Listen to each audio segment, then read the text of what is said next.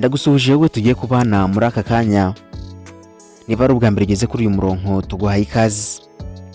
Uze gukanda subscribe, ufungure inzogera kugira ngo utazajya ucikwa n'ibyiza tubagezaho umunsi ku wundi.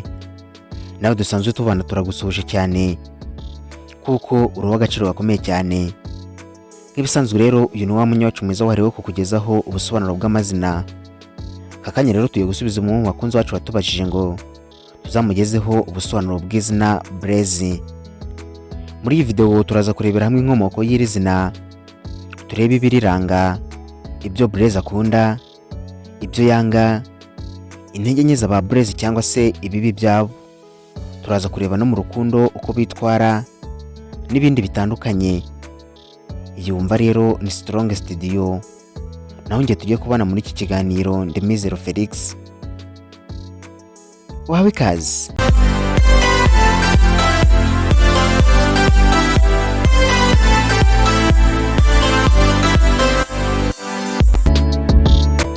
Izina Blaise ni izina rigezweho rikoreshwa cyane cyane nk'izina ryihariye, stage name cyangwa se nickname. Izina Blaise rero nta nkomoko isobanutse neza mu ndimi za kera rifite, ariko rero rishobora kuba ryarakomotse ku ijambo ry'icyongereza bullet risobanura amasasu cyangwa rikaba rihuza imbaraga, umuvuduko cyangwa ubutwari. Dore rero ubusobanuro bw'izina Blaise. Blaise risobanura imbaraga, kudacika intege no kugera ku ntego mu buryo bwihuse. Umuntu witwa Blaise akunze kugaragazwa nk'ufite umutima ukomeye, utinya kandi uhora ashaka gutera imbere nta gusubira inyuma. Dore rero bimwe mu biranga Blaise. Mu biranga Blaise harimo kugira icyizere gikomeye, gufata ibyemezo byihuse no kudatinya ingorane. Akunda kuba umuntu ugaragara cyane, wiyizeye kandi uharanira kuba uwa mbere mu byo akora. Dore rero ibyo Blaise akunda.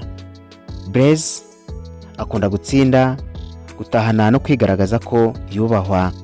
Akunda ibintu byihuta nibimushyira ku rwego rwo hejuru, kandi yishimira cyane iyo abonye umusaruro w'ibyo yaharaniye. Dore rero ibyo Blaise yanga. Yanga kugenzurwa cyane no kubuzwa gukora ibyo yifuza. Ntakunda abantu bamuca intege cyangwa abamubuza kugerageza amahirwe ye. Dore rero intege nke za Blaise cyangwa se ibibi bye. Blaise ashobora kugira umujinya wihuse, kwihutira gufata ibyemezo no kutitondera ingaruka z'igihe kirekire. Rimwe na rimwe rero ashobora kubabaza abandi kandi atabigambiriye kubera amagambo cyangwa ibikorwa bye byihuse. Dore rero mu rukundo Blaise uko yitwara. Mu rukundo Blaise akunda mu buryo bukomeye kandi butaziguye. Ashobora kugira ishyari kandi ashaka kwitabwaho cyane. Iyo rero yumva yubahwa n'uwamukunze, abinda hemuka kandi akitanga byimazeyo. Ngaho rero ngubwo ubusobanuro bw'izina Blaise. Nawe niba ari izina wifuza ko tugusobanurira uze kutwandikira muri comment maze tuzari gusobanurire. Ni nuko dusoje, ari nako tugushimira cyane wowe twari kumwe. Nk'ibisanzwe mwari kumwe nanjye Mizero Felix. Mukomeze kugira ibihe byiza, turabakunda. Naho ubutaha, Imana ibarinde. Bye.